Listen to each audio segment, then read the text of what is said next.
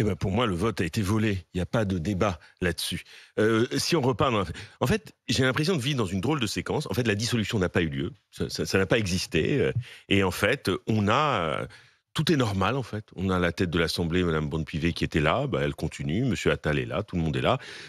Et alors, pour moi, ça me pose un problème. C'est pas tant pour la gauche elle-même qui se divise et qui est arrivée aussi divisée, pas dans le cas de M. Chassaigne. Non, là, il s'était mis d'accord sur Chassaigne. C'est sur Chassaigne, mais c'est vrai qu'il aurait été préférable, à mon avis, avant ce vote, qu'ils aient été capables de nous présenter un nom comme potentiel Premier ministre.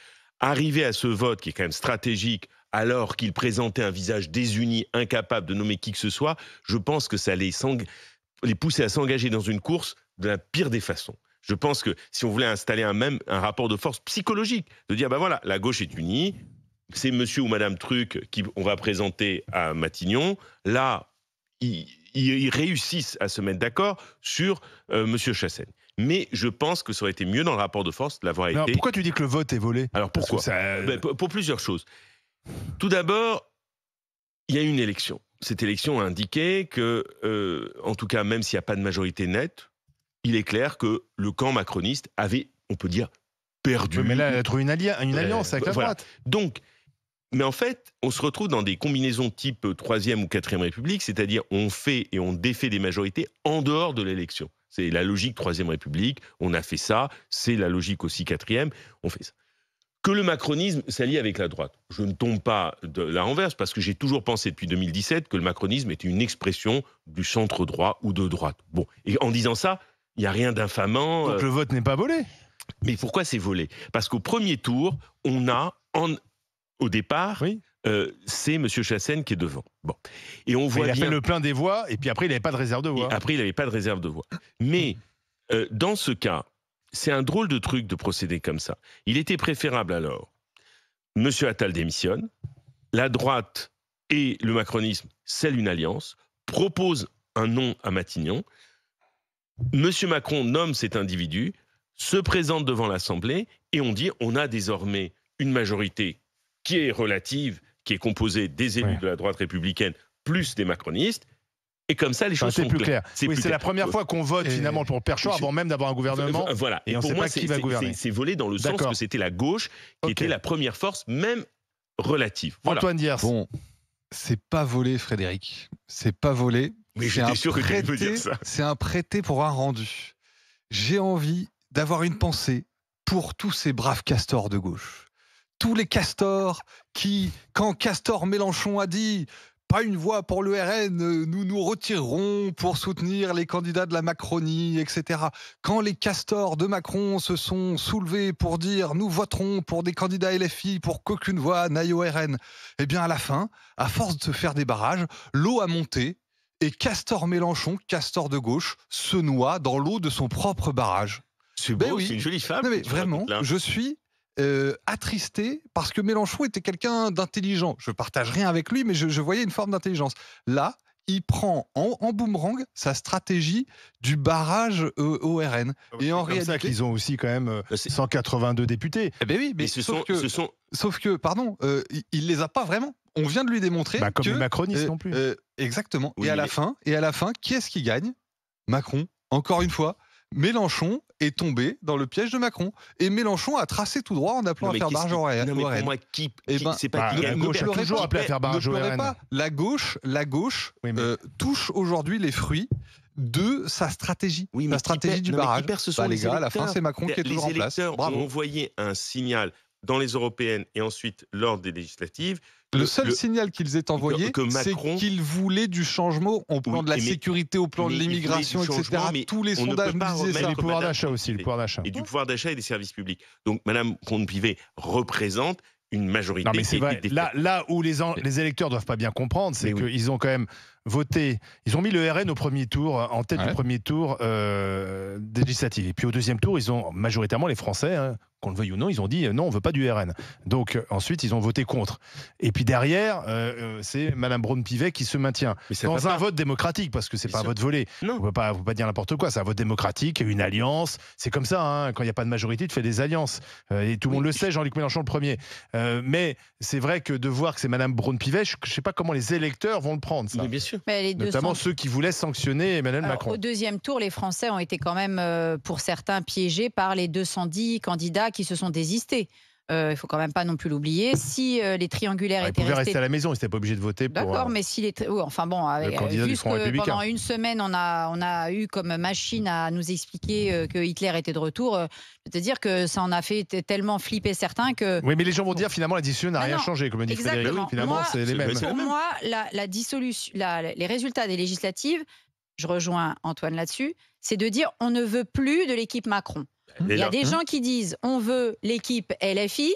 Vous savez ce que j'en pense. Mais pas suffisamment pour et il y avoir en une a qui ont majorité. dit on veut l'équipe RN. Et pas suffisamment non plus. Voilà. Enfin, l'équipe RN, elle partait quand même largement plus en tête que l'équipe LFI. Excuse-moi. Oui, mais elle n'était pas sûre d'avoir une majorité absolue, même sans le Front républicain. Celui qui était dans les sondages en tête pour Premier ministre, c'était Bardella. Et même encore aujourd'hui, quand tu fais des sondages, les Français d'ailleurs, tu te demandes pourquoi, ils te disent Bardella, 34%. Tu ne comprends même pas. Bon, enfin, peu importe. Ah oui, 34%, mais c'est ça. Ils représentent. Voilà. En fait, le problème, c'est qu'il y a 3 tiers. Voilà. Non, mais donc, les Français ne veulent plus d'Emmanuel Macron.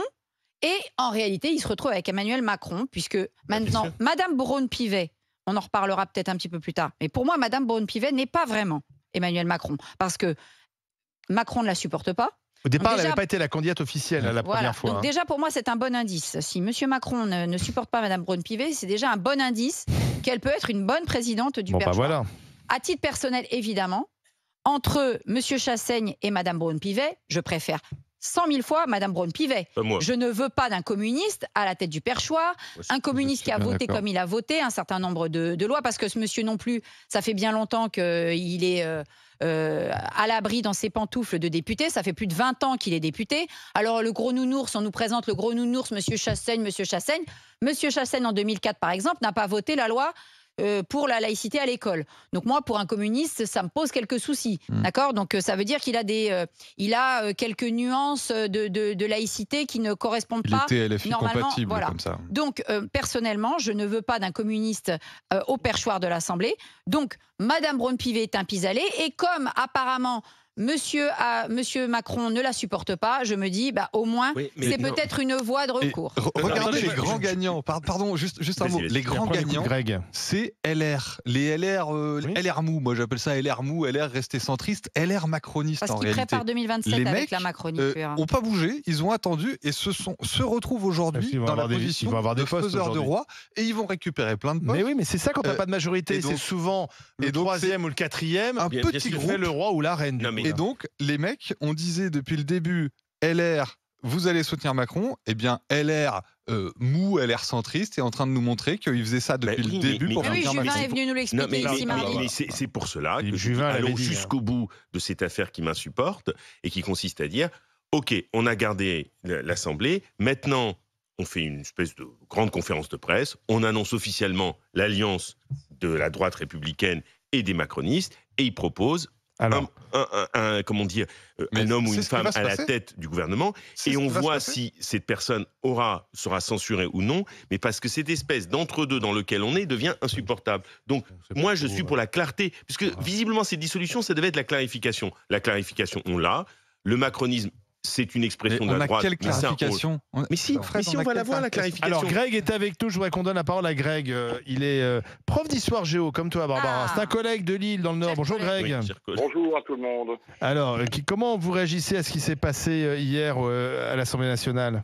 Écoutez, moi j'ai la chance d'être en vacances, de préparer ma thèse et mes cours, mais j'ai quand même suivi LCP toute l'après-midi pour voir un petit peu comment ça se passait. J'en suis sorti hier soir très content. Parce que choisir entre André Chassaigne et Yael Braun-Pivet, pour qui j'ai pas forcément de sentiment particulier envers elle, même si je suis plutôt centriste centre-droit personnellement, donc je suis toujours soutien du président de la République et de l'ancien gouvernement qui vient de démissionner. Mais effectivement, je préfère de loin avoir Yael Braun-Pivet plutôt que d'avoir André Chassaigne, un communiste au perchoir en 2024, quoi. Parce que pour eux, c'est vrai qu'avoir un communiste, ils ont fait quand même 2% aux européennes, à peu près le même score à la présidentielle. C'est pas le centre de gravité de la vie politique, Frédéric Farah, quand même, les communistes. Non, ni d'histoire. Voilà, comme Barbara disait, on peut pas dire que ce soit quelqu'un qui amène du renouveau, nouveau sur l'Assemblée nationale. Moi, j'aime beaucoup André Chassaigne, on le connaît bien parce qu'il participait au Conseil des grandes grande gueule qu'on organisait tous les mercredis avec Alain. Et c'est quelqu'un tout à fait respectable, qui est un bon parlementaire. Enfin, il a 74 ans. Il est député depuis 2002. Moi, je pense aux électeurs de gauche, aux jeunes électeurs de gauche qui se disent ah donc c'est André Chassaigne, le communiste qu'on nous propose. Il est communiste quand l'URSS existait encore. Mais oui, bien sûr. Je vous dis pas l'ambiance. À part ça, tout va bien. Il était téléchargé. Je voudrais rajouter aussi sur les accords, là, en fait, j'entends parler de vote volé, de magouille, hier Mathilde Panot qui parlait de magouille. Je voudrais rappeler quand même que justement, utiliser le même argument que le RN pour dire qu'on a perdu une élection, c'est-à-dire que le RN est arrivé premier aux élections législatives et ils sont battus, ils arrivent troisième. Donc, utiliser le même argumentaire et les mêmes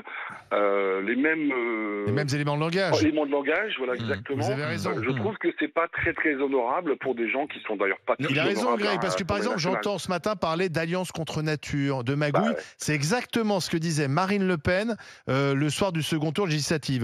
Et j'entends Mathilde Panot reprendre exactement les mêmes arguments. Oui. C'est assez étrange. Non, mais c'est peut-être étrange. Mais en fait, il n'y a pas eu de dissolution, je le répète. C'est-à-dire, mais pourquoi on nous dit si, l'Assemblée n'est plus tout à fait la même. L'Assemblée n'est pas tout à fait la même. C'est pour ça que ça a été très compliqué hier. L'Assemblée n'est pas tout à fait la même, mais la politique au final sera la même. Parce que... Je crois que ça va être... on va en parler tout à l'heure. Bien sûr, on va avoir... On aura une coalition sans la gauche au pouvoir. Mais bien sûr, qu'est-ce qui va arriver ? C'est pas que je le souhaite parce que je suis de gauche et je vais pas me cacher, mais... qu'on en finisse avec ton camp n'arrive pas à se mettre d'accord sur le nom de Matignon. C'est des gens qui ne sont pas prêts à gouverner. Mais parce que c'est LFI qui a tout manigancé. S'il n'y aurait pas LFI, il n'y aurait pas de problème. On va pas attendre 10 ans qu'ils se mettent d'accord. C'est tout. Les socialistes n'avaient qu'à pas se coller avec LFI. Ils n'auraient pas été élus, Olivier. Oui, mais ils auraient gardé leur honneur. Attends, juste un instant. Oui, mais ils auraient perdu l'élection. Je sais que la gauche est incapable de s'entendre. Je sais que la gauche quand tu t'entends pas, tu peux pas gouverner. Tu peux pas diriger. Et ça m'attriste profondément parce que j'espérais autre chose. Mais ce qui est clair, c'est que pour que cette situation pour le pays ne reste pas aussi floue, même si ce n'est pas mon camp, mais je suis démocrate, donc j'accepte le fait qu'il y a une alliance qui se fait entre le centre droit. Qui est Macron. Il faut maintenant l'assumer. Il faut l'assumer. Et qu'on aille jusqu'au bout du truc. C'est sans doute ce qui va se passer. Merci Greg. Dans un instant, Mathieu, parce qu'il y a quand même une question. Et là, je trouve qu'ils n'ont pas tort à gauche. C'est quand même bizarre de voir que 17 ministres et premiers ministres puissent voter en tant que députés. C'est un problème. Ça. Et alors, ces 17 voix ont fait la différence. Oui, mais j'ai cherché un petit peu. Mais réponse dans un instant. Et puis, on va parler aussi du comportement jugé scandaleux de certains insoumis qui n'ont pas serré la main du jeune député RN. Eh bien, ce jeune député RN qui s'est même vu menacé verbalement par un député insoumis sera avec nous au 32-16. Il va nous raconter comment il a vécu cette séquence. Vous avez vu, il tendait à chaque fois la main et puis de temps en temps, hop, on lui serrait pas la main. On lui a même fait un shifumi. À lui et à sa collègue. Sa collègue qui était LR-RN. Non, LR-RN, dans l'Isère, Madame l'Isère. Bon, on aura tout ça à vous faire entendre et on continue de discuter avec vous. Mathieu est déjà avec nous au 32-16. À tout de suite. RMC jusqu'à midi. Les grandes gueules.